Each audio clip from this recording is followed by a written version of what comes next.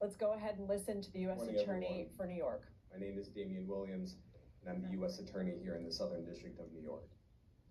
Today I'm announcing the unsealing of a 3-count indictment, charging Sean Combs with racketeering conspiracy, sex trafficking, interstate transportation for prostitution. The indictment alleges that between at least 2008 and the present, Combs abused, threatened, and coerced victims to fulfill his sexual desires, protect his reputation, and conceal his conduct.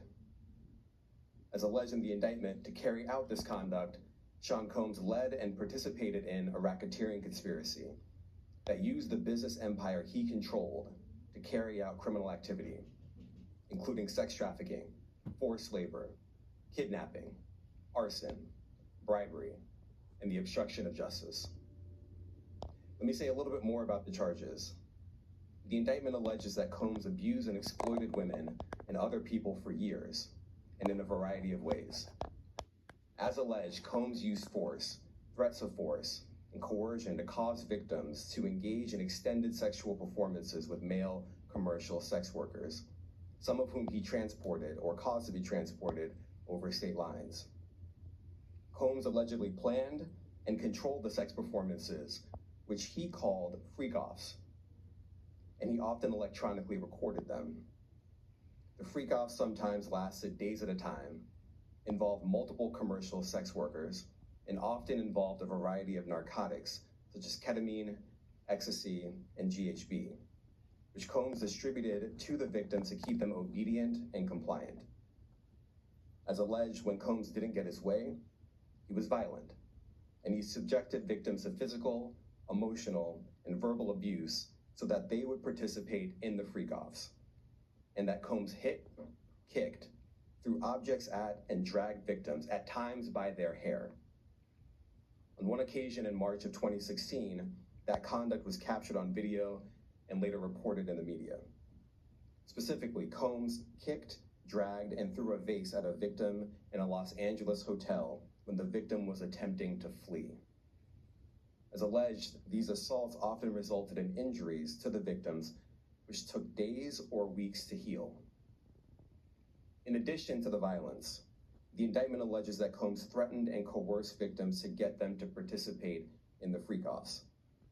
He used the embarrassing and sensitive recordings he made of the freak-offs as collateral against the victims. And the indictment alleges that he maintained control over the victims in several ways, including by giving them drugs, by giving and threatening to take away financial support or housing, by promising them career opportunities, by monitoring their whereabouts, and even by dictating their physical appearance. Because of all of this, the indictment alleges that the victims did not believe they could refuse Combs without risking their security or facing more abuse. The indictment also alleges other acts of violence undertaken by Combs and others, including violence against witnesses to his abuse, kidnapping, and arson. The indictment alleges that on more than one occasion, Combs carried or brandished firearms to intimidate and threaten victims and witnesses. Now, Combs did not do this all on his own. As I mentioned, Combs has been charged with RICO conspiracy. He used his business and employees of that business and other close associates to get his way. Those individuals allegedly included high-ranking supervisors in the business, personal assistants, security staff, and household staff. The indictment alleges that those individuals facilitated the freak-offs. They booked the hotel rooms and stocked them with the supplies, including drugs, baby oil, personal lubricant, extra linens, and lighting. When the hotel rooms got damaged, they helped clean it up. They arranged for victims and commercial sex workers to travel for the freak-offs, and they delivered large quantities of cash to Combs to pay for the commercial sex workers. The indictment also alleges that they helped Combs cover up his crimes. During the March 2016 incident at the LA hotel that I mentioned earlier, a member of the hotel security staff intervened, and Combs attempted to bribe the staff member with a stack of cash to make sure that what happened was kept quiet. And as the indictment alleges, In late 2023, after public allegations were made about Combs's crimes, he and others pressured witnesses and victims to stay silent, including by making phone calls to witnesses and victims and giving them a false narrative of what they had experienced. And as alleged, Combs used others to help conceal his abuse by monitoring and preventing victims from leaving a location in order to hide their injuries, or by locating and contacting a victim who had attempted to flee. As part of this investigation, in March of this year, special agents from HSI executed search warrants at Combs' residences in Miami and Los Angeles. They also executed a warrant for Combs' electronic devices. During those searches, agents seized evidence of the crimes charged in this indictment. They seized firearms and ammunition, including 3 defaced AR-15s and a large capacity drum magazine. They also seized evidence of the freak-offs, electronic devices that contain images and videos of the freak-offs with multiple victims. And they seized cases and cases of the kinds of personal lubricant and baby oil that Combs' staff allegedly used to stock hotel rooms for the freak-offs, more than 1,000 bottles altogether. Wow, that's crazy. Here are some of the items that we recovered during the searches.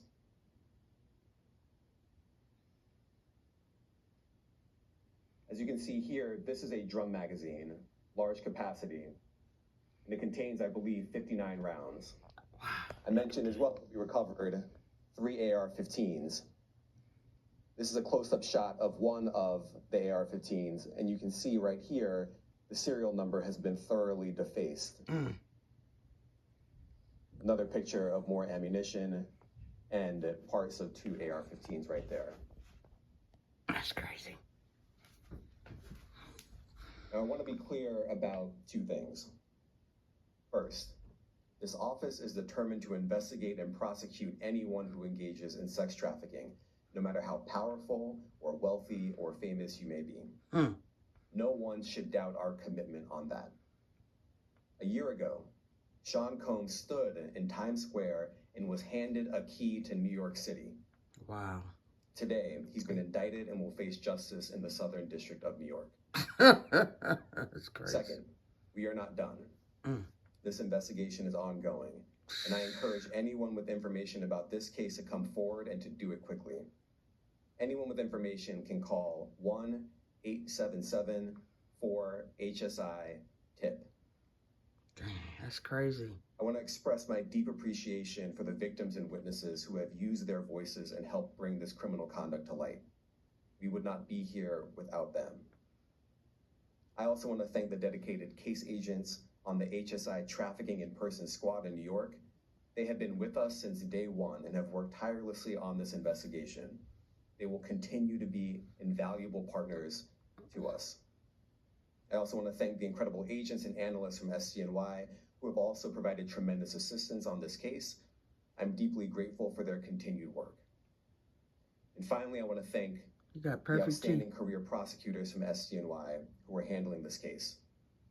Meredith Foster, Emily Johnson, Chrissy Slavic, Madison Smizer, and Mitzi Steiner, and their supervisors, Jamie Backleiter and Jacqueline Kelly. They are members of the Civil Rights Unit in our criminal division. We created the Civil Rights Unit when I became U.S. Attorney. I'm deeply proud of their work on this and so many other cases. I'll now take some questions. Racketeering.